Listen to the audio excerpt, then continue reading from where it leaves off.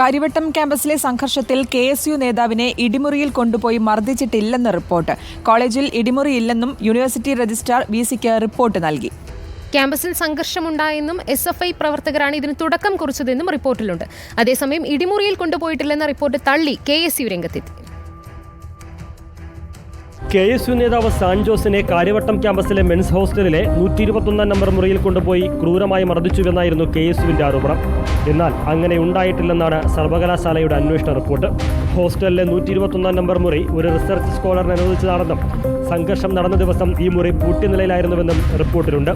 ക്യാമ്പസിൽ ഇടിമുറിയില്ലെന്നും റിപ്പോർട്ട് ചൂണ്ടിക്കാട്ടുന്നു. എന്നാൽ റിപ്പോർട്ട് തള്ളി KSU രംഗത്തെത്തി. ഇടത് അധ്യാപകർ മാത്രം ഉൾപ്പെട്ട അന്വേഷണ സമിതി കുറ്റക്കാരായ SFIക്കാരെ സംരക്ഷിക്കുവാനായി തയ്യാറാക്കിയ റിപ്പോർട്ടാണ് VCക്ക് സമർപ്പിച്ചതെന്ന് KSU ആരോപിച്ചു. അതേസമയം കോളേജിൽ സംഘർഷത്തിന് തുടക്കം കുറിച്ചത് SFI ആണെന്നും റിപ്പോർട്ടിലുണ്ട്. KSU പ്രവർത്തകയും കോളേജ് ഹോസ്റ്റലിലെ താമസക്കാരിയുമായ വിദ്യാർത്ഥിനിയുടെ സഹോദരൻ സംഭവ ദിവസം കോളേജിലെത്തിയിരുന്നു.